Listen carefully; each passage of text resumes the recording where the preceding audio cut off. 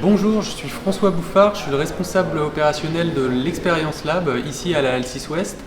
Et dans le cadre de la Nantes Digital Week 2023, on présente un atelier qui s'appelle Si Van Gogh avait un eye tracker.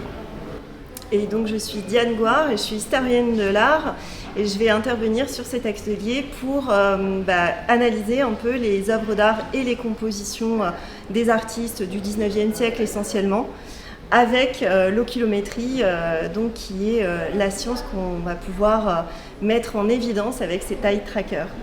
Alors, les oculomètres sont des appareils qui ressemblent à des caméras et qui vont venir capter le regard, qui nous permettent d'enregistrer la trajectoire des yeux, les trajectoires oculaires. Alors, à l'année, nous, on travaille essentiellement avec des équipes de recherche, parfois des entreprises, sur des projets autour de l'humain, leur comportement, comment est-ce qu'on se comporte, avec des applications autour de la santé, de la compression des images, enfin, d'avoir une meilleure perception de l'humain. Et donc les oculomètres, ils vont nous permettre d'analyser un petit peu le regard, de voir qu'est-ce que les gens ont regardé, où est-ce qu'ils ont regardé, pendant combien de temps ils ont regardé. Alors il n'y a pas de règle en fait, tout dépend des expériences. Tout ce qu'on sait, c'est quand on fait des tests utilisateurs, nous on a besoin d'avoir des résultats valides avec des populations variées. Parfois sur les protocoles expérimentaux, on a besoin de telle et telle catégorie d'âge, de genre, de catégorie socio-professionnelle.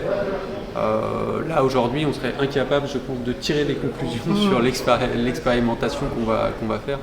Parce que là aujourd'hui nous on va vraiment faire un atelier un peu, on va expérimenter, on va tester des choses, on va pas faire de la recherche ni de la science. On va essayer d'utiliser les outils que nous on utilise d'habitude au service de l'histoire de l'art pour essayer de voir un peu comment se comporte un spectateur face à un tableau.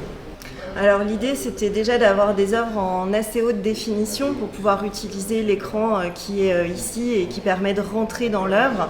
Ça va permettre aussi de pouvoir projeter les œuvres qui sont parfois en taille 1, à l'échelle 1, donc sur des très grands formats. Donc là on avait besoin d'avoir vraiment des œuvres numérisées en haute définition. Donc ça a déjà ciblé un peu le choix de nos œuvres.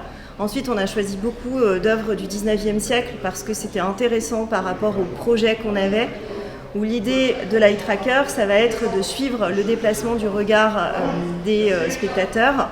Et pour ça, on avait besoin aussi de vérifier si le choix qu'avaient fait les artistes dans leur composition, dans leur structure d'œuvre, était validé par l'expérience utilisateur ou l'expérience spectateur derrière.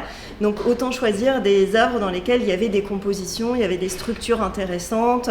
Donc les œuvres du 19e siècle par exemple, ça marche très bien. On a aussi quelques exemples plus anciens du 18e.